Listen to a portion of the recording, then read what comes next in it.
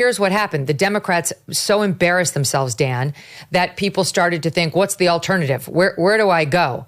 And that's when Trump came back and then hit it at just the right time. Started saying all the right things in his rally speeches. Started like being the big middle finger that he was first time around, though generally on different issues. We weren't doing like the open woke thing as much from 15 to 20 as we were from 20 thereafter. And then they indicted Trump 4 times. Then they shot Trump once and tried to assassinate him a second time. All those things made it about Trump, Trump, Trump, Trump, Trump. And he became super cool and larger than life and made the Republican brand cool for once. Some people say again, I say for once. I don't know if it was ever cool before that. Yeah. And that's where we are today. But I just think the Democrats, if they think, okay, Trump's going to leave and we'll be okay again, are completely wrong. They are in for quite an awakening because it's about much more than him. Look, I totally agree with you, Megyn. And I actually think it could accelerate because Trump still has 48.5% of the country that really dislikes him.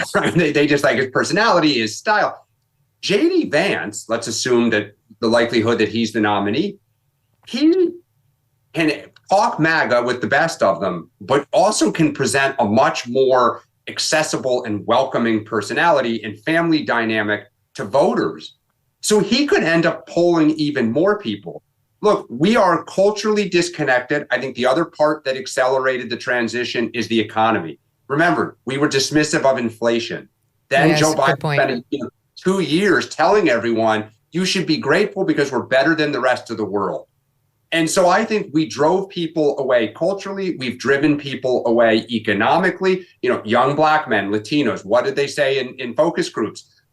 We miss Trump's economy. It was better for me under him than Joe Biden. And so I'm going with Trump. So I think you're right. The Democratic Party did its darn best to drive people away. And still today, I would ask anybody, what are we doing to win them back? Any turn of momentum we have is usually because Trump makes a mistake or it's a stylistic thing. And I think we'll talk about Gavin Newsom later. But there's no meat on the bone for a voter to say, I want to go back with them. Because fundamentally, though, here's the problem. The Democratic Party is a patchwork of random coalitions. There's no through line. It's like if you subscribe to the LGBTQ ABCDEFG, then you're part of our party. Not because, but we're just going to say, yeah, you're in our party. You have 2 left hands. You're in our party. There's nothing that the party stands for. And when I was talking about young voters a moment ago, you think about union voters are exactly, to me, the epitome of voters that the Democratic Party lost.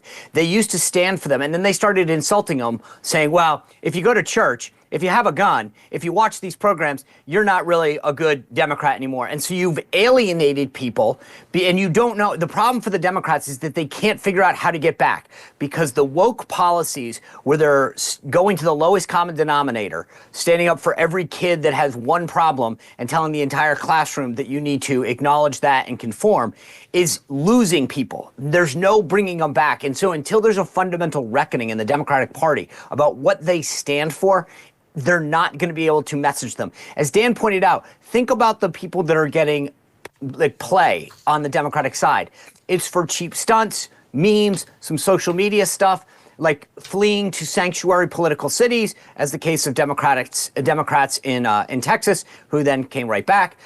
For doing something that every other Democrat has supported in gerrymandering. The point is they're not for anything. There is no message. And the fundamental point that I made before, there's 2 problems, message and mechanics, and they've got neither. You got it. And here's what the Democrats are doing. So we've had going on a year now since Trump's election. And they saw the same data that we've been discussing and that we all learned in that election. And this is where we are. I'm going to show you how they're handling, for example, in Boston, Trump's crackdown on immigration. Okay, this is how they're handling it. It's at 29. My name is Veronica Robles. Everybody roll in your eyes. Everybody, hoo-hoo-ya. Hoo-hoo-ya. It's a mariachi band. This is effective. There's, of course, a sign language person.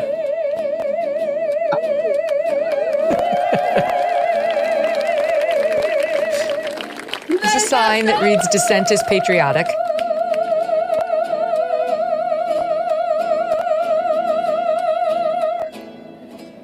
Oh my God.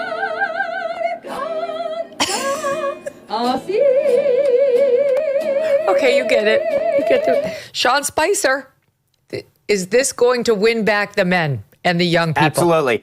Absolutely. If I were the Democrats, I would double down on this. Just keep doing more of this. This is the secret sauce, folks. You found it. I love it. Roll the R's and sing the song. I mean, honestly, they are doing more of it. Here, I take you back to Florida, Senate Democrats down there.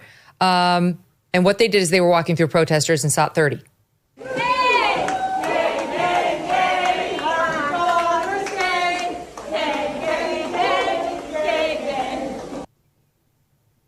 Gay, gay, gay, gay, gay, gay, gay, gay, gay. And then here's another one.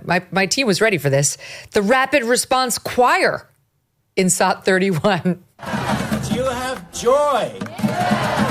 People out there are going to try to tear you down, but the world outside can't take us down, and that's what this song is about.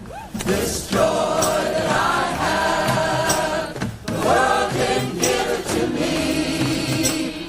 The world didn't give it, the world can't take it away. You know, Megyn, the morning meeting's been testing out some opening songs. We might have to hire these guys. You need your own rapid response choir. That one was about Doge, hands off Noah.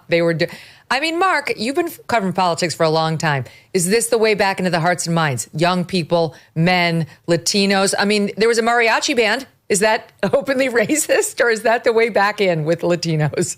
Well, look, no party can ignore the energized base. They can't ignore these people's passion. But for the Trildars.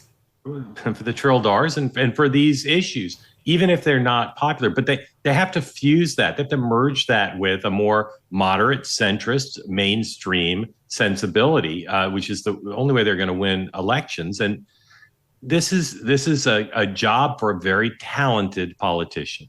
You know, you can talk about demographic trends, you can talk about issues, you can talk about mechanics, but you need charismatic leaders who get it.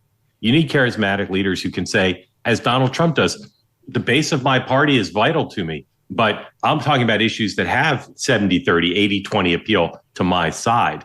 But that takes talent, because if you're talking about something that is appealing to 80% of the country, some of your base is going to wonder, well, why are we talking to those people? They're not true believers. That takes talent of a Clinton or a George W. Bush or a Barack Obama or a Donald Trump. And part of their problem is they just lack that person who can bridge that divide. And when you don't bridge the divide, what you see, as Dan often points out, is people like Chuck Schumer and Hakeem Jeffries who'd like to bridge the divide, but faced with their limited ability to do it, just go with the base, just empower the base, because those are the loudest, those are the angriest, the most active people in the party. And you cannot grow the party if you're just giving in to them. You have to cater to them, make them feel good, make them part of the coalition, but you cannot let them call all the shots. But herein lies the conflict between, you know, getting back men, Hispanics, young voters, which I firmly believe requires that DEI be absolutely extinguished into fairy dust. It must be completely excised from the party. And this group, you know, that calls themselves the Resistance Choir and goes out there, you know, with their pink pea hats, singing the songs about woke issues and so on. I mean, those are two factions, or former factions at least, of the Democratic base: the wokesters, and then the Hispanics, black voters, and young people. And, you know, they've lost Hispanics. They've lost young people. They're losing blacks by the day, all of whom I think have recoiled in response to the nonstop woke lessons. So I don't know. They're in a bit of a pickle. So what do we think the effect of the sparring between President Donald Trump and the Fed is going to be? Can the Fed take the right action at the right time? Do we trust in that? Or are we going to be looking at a potential economic slowdown as they slow roll any of their moves as they worry about his tariffs? And what exactly does all of this mean for your savings? You might want to consider diversifying right about now with gold through Birch Gold Group. For decades, gold has been viewed as a safe haven in times of economic stagnation, global uncertainty, and high inflation. And Birch Gold makes it incredibly easy for you to diversify some of your savings into gold. If you have an IRA or old 401k, you can convert that into a tax-sheltered IRA in physical gold, or just buy some gold to keep it in your safe. First, get educated. Birch Gold will send you a free info kit on gold. Just text MK to the number 989898. Again, text MK to 989898, and you'll start the process of just getting the 411 on what it means to own gold.